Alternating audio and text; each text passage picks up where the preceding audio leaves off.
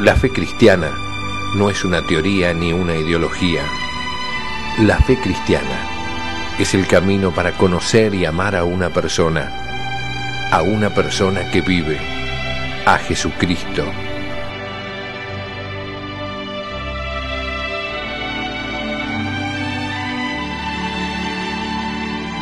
La fe cristiana, un curso del Instituto de Formación Teológica por Internet que quiere ayudarte a crecer en el amor a Jesús, nuestro Señor.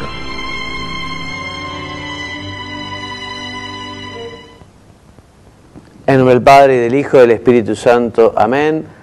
Ave María Purísima, sin pecado concebida, ¿no? Porque algunas veces uno le pregunta a alguna persona que se va a acercar a confesar y dice, sin pecado concebido. No, sin pecado concebida, porque es la Santísima Virgen la que nació sin pecado original.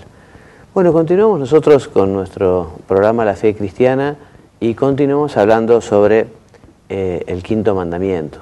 Ahora vamos a hablar del suicidio y repetimos lo que hemos dicho ya más de una vez, citando al Catecismo de la Iglesia Católica en su número 2280, que nos recuerda que nosotros no somos propietarios de nuestra vida, ¿no? Y menos de la vida ajena.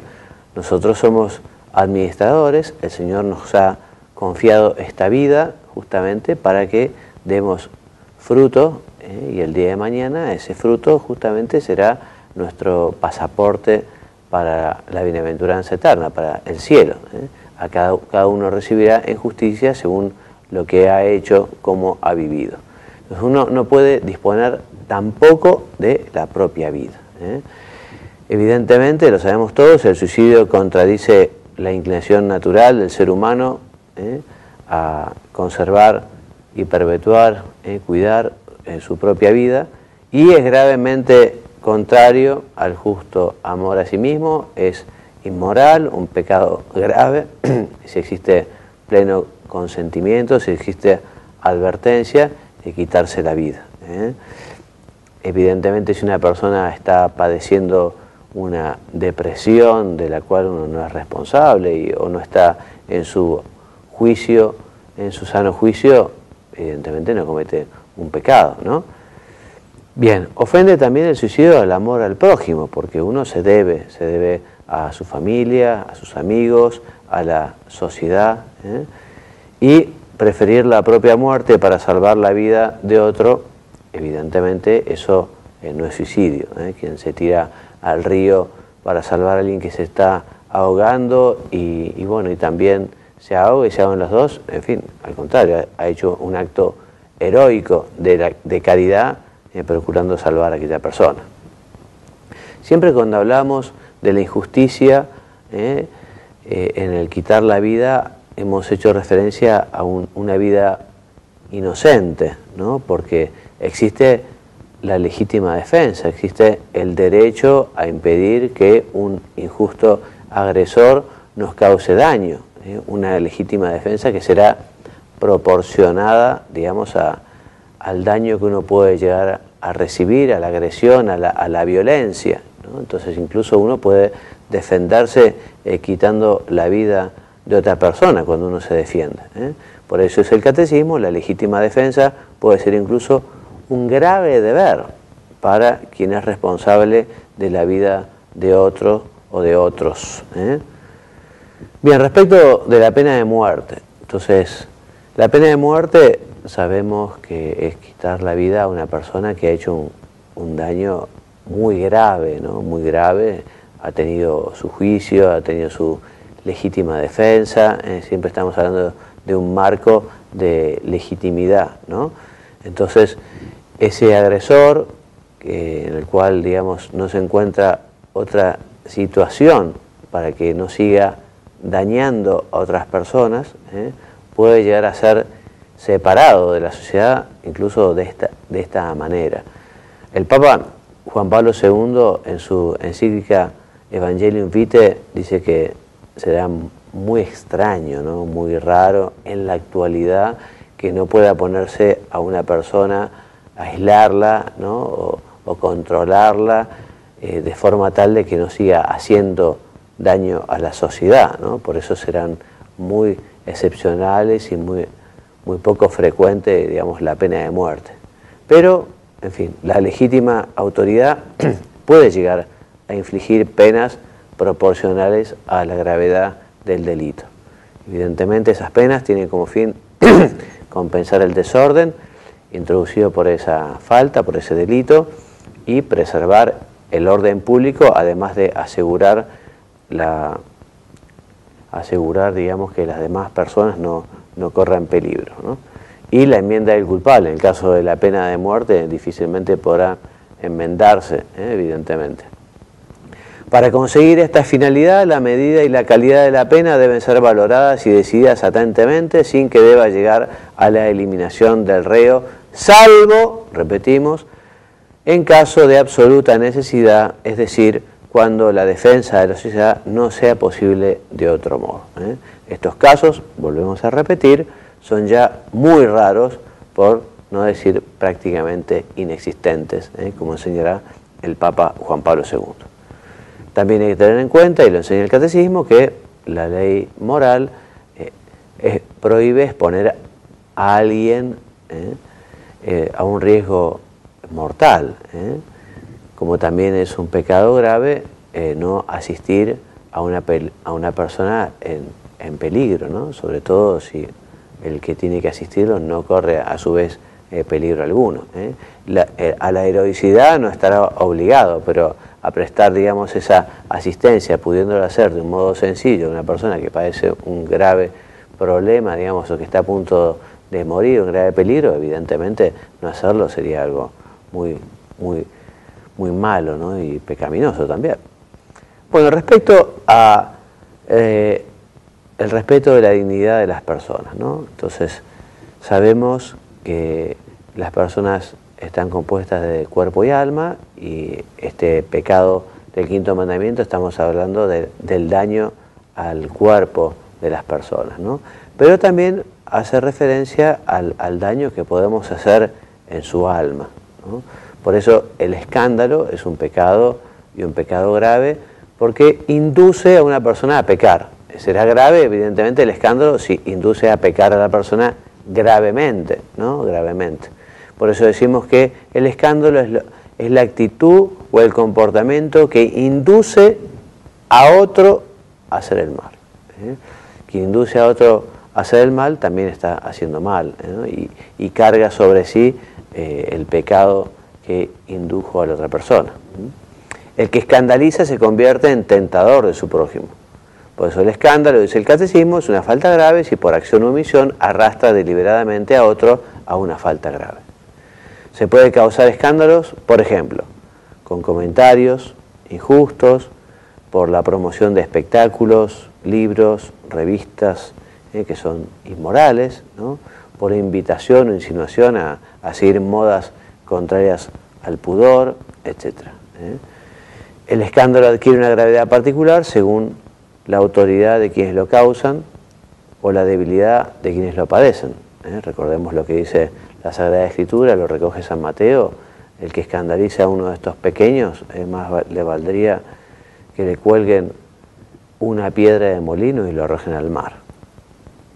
Bueno, respecto de la salud del cuerpo, o sea, uno tiene que cuidar su cuerpo, y si uno lo descuidara, estaría cometiendo una falta, un pecado. Uno tiene el deber de cuidar la salud, para Dios, para los demás, para uno mismo. Evidentemente, una cosa es cuidar la propia salud, por amor a Dios y por amor a los demás, y otra cosa muy distinto es un culto al cuerpo, ¿no? Algo que quizá ahora está también muy difundido, en fin, no es una novedad, ¿no? Porque una concepción neopagana que la encontramos en la historia de la humanidad desde mucho tiempo, pero hacer del propio cuerpo un culto, ¿no? Eso ya sería algo desordenado. Y es justamente la templanza, la virtud de la templanza, una de las 4 virtudes cardinales, que nos ayuda a poner ese orden también en el cuidado del cuerpo. Dice el Catecismo: la virtud de la templanza conduce a evitar toda clase de excesos, el abuso de la comida, del alcohol, del tabaco, de las medicinas, quienes en estado de embriaguez, esto es lo contrario, ¿no? En estado de embriaguez o por afición inmoderada de velocidad ponen en peligro la seguridad de los demás y la suya propia, en la ruta, en el mar, en el aire, se hacen gravemente culpables. Porque evidentemente el conducir, el manejar un auto exige una gran responsabilidad y el tomar alcohol, el tomar drogas hace que uno no tenga el total control del auto. Lo mismo si se maneja o se conduce a una velocidad inmoderada, en el cual cualquier tipo de error puede ser mortal. O sea que en ese sentido también hay que ser prudentes, aunque uno esté en perfecto estado, digamos, de salud, no haya tomado absolutamente nada, igual hay que respetar las condiciones, las exigencias de tránsito. O quizás, no sé, en algunos lugares me han dicho en Europa, en Alemania, que rutas en las cuales no hay velocidad mínima. Bueno, quizás por más que no esté prohibida una velocidad, todo dependerá del auto que uno tenga, todo dependerá de la manera que uno tiene de conducir, si es experto o no, en fin. Por eso hay que ser responsable siempre en el manejo. Respecto del uso de drogas, es una falta grave por el daño que representa para la salud y por la huida de la responsabilidad de los actos que pueden realizar bajo su influencia. Un pecado mucho más grave que el consumo personal de droga es el tráfico, ¿no? Evidentemente quienes se dedican a llevar de un sitio a otro o quienes se dedican a producirlo, el delito es muchísimo más grave, ¿no? También es un pecado contra el quinto mandamiento, una desordenada investigación científica, en la cual justamente toma al ser humano como un objeto de investigación, ¿no? Ningún ser humano puede ser tratado como un medio para el progreso de la ciencia, por más que sea un ser humano, digamos, en pleno crecimiento, un embrión, ¿no? Igual merece todo el respeto por ser persona humana.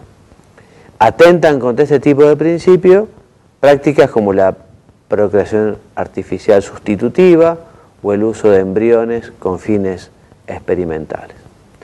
Con respecto del trasplante de órganos, digamos, donar un órgano no es algo malo, al contrario, puede ser algo muy bueno, muy santo, muy loable, una manifestación de caridad muy grande. Evidentemente estamos hablando de donar un órgano que esté duplicado. Uno puede donar un órgano y así causarse a sí mismo la propia muerte. Por eso dice el catecismo, una persona solo puede donar algo de lo que puede privarse sin serio peligro o daño para su propia vida o identidad personal y por una razón justa y proporcionada. Evidentemente los organismos que se dedican, digamos, a la recepción de órganos para la entrega a un necesitado serán sumamente cuidadosos y responsables para ver que esa persona, digamos, ya ha fallecido, porque lo que no se puede hacer es matar a una persona para tomar el órgano o un órgano y dárselo a un tercero. Evidentemente habrá que esperar hasta que esta persona, digamos, deje de vivir y en ese momento hacer, digamos, el trasplante, ¿no? Muy bien, es preciso que el donante o sus representantes hayan dado su consentimiento y de un modo consciente. Esta donación, aun siendo lícita en sí misma, puede llegar a ser ilícita si viola los derechos y sentimientos de terceros a quienes compete la tutela del cadáver. Los parientes cercanos en primer término, pero podría incluso tratarse de otras personas en virtud de derechos públicos o privados. Muy bien. Bueno, respecto a la libertad física y a la integridad corporal, también dentro de este marco del quinto mandamiento de la ley de Dios está justamente el secuestro, la toma de rehenes, algo totalmente ilícito, que se peca contra este mandamiento, porque se está utilizando a la persona como si fueran medios para obtener diversos fines, privándole injustamente de la libertad, incluso a veces de la salud, ¿no? También son gravemente contrarios a la justicia y a la caridad el terrorismo, la tortura, no se justifica, ni siquiera para hacer el bien. Recordemos que el fin no justifica los medios, y la tortura tampoco puede ser un medio utilizado para conseguir información, ni siquiera de un terrorista, un narcotraficante, alguien que ha hecho mucho daño. Uno no puede utilizar este medio que es por sí mismo inmoral. Bueno, exceptuados los casos de prescripciones médicas de orden estrictamente terapéutico, las amputaciones, mutilaciones o esterilizaciones directamente voluntarias a personas inocentes son contrarias a la ley moral. Como ven ustedes acá, hacemos referencia a personas inocentes, porque eventualmente podría llegar a haber un juicio probado y una sentencia en la cual por el delito cometido quizá la persona tenga que padecer, el delincuente, ¿no? Por su delito una esterilización. En fin, no es lo frecuente ni mucho menos, pero por lo tanto no son contrarias a la ley moral aquellas que se siguen de una acción terapéutica necesaria para el bien del cuerpo. Evidentemente, si uno sufre una gangrena, necesariamente tendrán que amputarle parte del miembro, porque si no, esa gangrena puede llevarle la vida, ¿no? Y justamente no se tiene ni como fin ni como medio, sino que se sufre y se tolera porque es la manera de salvar la propia vida, ¿no? Bueno, y respecto del respeto a los muertos, a los cadáveres, ¿no? O sea, el cuerpo del difunto debe ser tratado con respeto. Nosotros creemos que al final de los tiempos las almas se unirán a los cuerpos. Enterrar a los muertos es una obra de misericordia corporal. Recordemos el libro en el cual Rafael, ¿no? Tobías, mejor dicho, Tobías padre, dedicaba este servicio a sus hermanos israelitas que morían y los dejaban ahí por orden del rey, que muriera y se pudriera y se lo comieran los pájaros, ¿no? Los bichos. Tremendo, ¿no? Y este hombre, Tobías, después padeció una grave persecución e injusticia, pero prestaba este servicio, digamos, por decirlo de alguna manera, ¿no? Esta honra de enterrar a los muertos, ¿no? Tema, en fin. La Iglesia aconseja vivamente que se conserve la piadosa costumbre de sepultar el cadáver de los difuntos. Sin embargo, no prohíbe la cremación, a no ser, dice el Catecismo, que haya sido elegido por razones contrarias a la doctrina cristiana.